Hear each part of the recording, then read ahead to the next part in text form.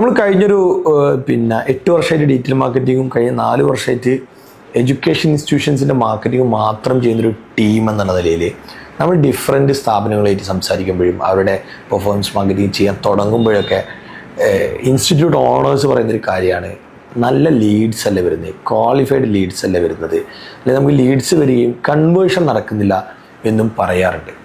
അതിൻ്റെ പ്രധാനപ്പെട്ട കാരണം എന്ന് പറയുന്നത് ഡിജിറ്റൽ മാർക്കറ്റിംഗ് അല്ലെങ്കിൽ സോഷ്യൽ മീഡിയ മാർക്കറ്റിംഗ് ഒരു ഏജൻസിയെ ഏൽപ്പിക്കുകയും അവർ ടെലികോളിംഗ് ആൻഡ് ആക്ടിവിറ്റീസ് അവർ ഇൻഹൗസിൽ ചെയ്യുമ്പം അത് പ്രത്യേകിച്ച് മോണിറ്റർ ഒന്നും ചെയ്യാതെ അതങ്ങനെ നോർമൽ മെത്തേഡിൽ കൊണ്ടുപോവാണ് ചെയ്യുന്നത്.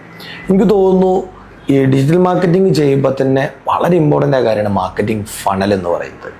അപ്പോൾ നമ്മുടെ ടീം പലപ്പോഴും നല്ല സക്സസ് സ്റ്റോറീസ് ഉണ്ടാക്കിയിട്ടുള്ള എങ്ങനെയാണെന്ന് വെച്ചാൽ അവരുടെ USP തിരിച്ചറിഞ്ഞുകൊണ്ട് നല്ല കോണ്ടന്റുകൾ പ്രിപ്പയർ ചെയ്യും, കോണ്ടന്റ് സ്ട്രാറ്റജികൾ ഉണ്ടാക്കുകയും പിന്നെ നല്ല മാർക്കറ്റിംഗ് ഫണൽ നന്നായി ഇൻവോൾവ് ചെയ്ത് കണ്ടിന്യൂസ് മോണിറ്ററിങ് നമ്മളവരുടെ ടെലികോളിംഗ് ടീമിന് കൊടുത്തുകൊണ്ട് നല്ല കൺവേർഷൻസ് ഉറപ്പുവരുന്ന തരത്തിലാണ് നമ്മുടെ പെർഫോമൻസ് മാർക്കറ്റിംഗ് പാക്കേജുകളൊക്കെ എഡ്യൂക്കേഷൻ ഇൻസ്റ്റിറ്റ്യൂഷൻസ് നമ്മൾ പ്രൊവൈഡ് ചെയ്തിട്ടുണ്ട്. അതുകൊണ്ട് നമുക്ക് ഈ എഡ്യൂക്കേഷൻ ഇൻസ്റ്റിറ്റ്യൂഷൻസിന് മാത്രം ഇത് കൊടുക്കുന്നൊരു സ്ഥാപനമായിട്ട് നമ്മുടെ ഒരു ടീമിനെ, നമ്മുടെ ഒരു ഡിവിഷനെ നമുക്കതിനെ മെയിൻറ്റെയിൻ ചെയ്യാൻ സാധിക്കുന്നത്.